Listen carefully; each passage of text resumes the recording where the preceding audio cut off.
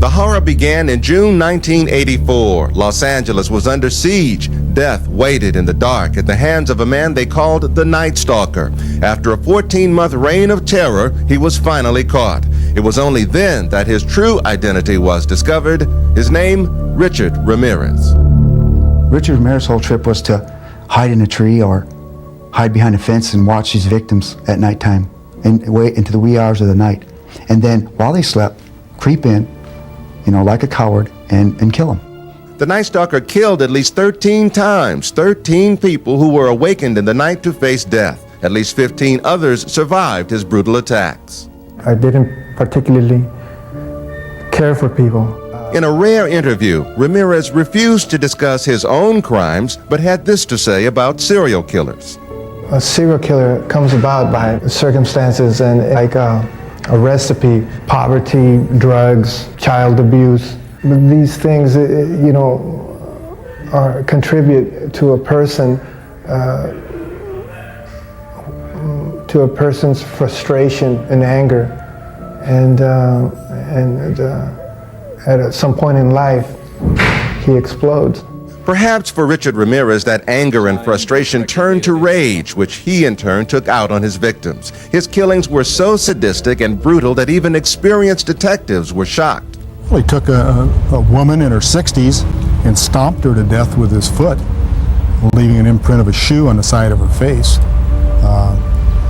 From that to just executing somebody upon walking into a room after he entered a house. He strangled, he used a ligature, he used a tire iron on a young girl, beat her, left her for dead. Would your anger subside if you had to wipe up your mother's blood? I couldn't finish it. I had to leave my brother to finish that chore. Why on earth would you have hurt those people? Why did you kill those people? No comments. No comments. I cannot answer that at this time. What was Richard's motive? To kill. That's it? To kill. It's as simple as that. Richard Ramirez was raised in El Paso, Texas, the youngest of 5 children born to hardworking, strict parents. Eddie Milam was Richard's best friend back then and remembers when he began to change into a troublemaker. I did start seeing something going wrong with Ricky Ramirez. I think what really messed him up was the acid. He would do a lot of acid. The stealing, I noticed the stealing, and then started as a peeping Tom and things like that. Ramirez's passion for burglary earned him the nicknames of Ricky the Thief and Fingers, but Eddie knew Ramirez had other serious problems when he was fired from a local hotel. He said he was fired, he was dismissed due to the cause that he had tried to molest 2 little kids that were going up the elevator. By 18, Ramirez was a high school dropout, drifting around California. He stayed in Skid Row hotels, never seemed to work, but always had the money to buy cocaine. Friends say the Richard Ramirez they knew didn't date and wasn't the type to commit such heinous crimes. But convicted murderer Martin Kipp, who befriended Ramirez in prison, says he heard another side of the Night Stalker. Richard told me he needed to associate gruesome violence with sex in order to be completely satisfied. He also told me that he had to violently fantasize about his victims before he could go away sexually gratified. They are desires, whereas if I didn't give in to them, I would be crushed by them. I believe in the evil in human nature.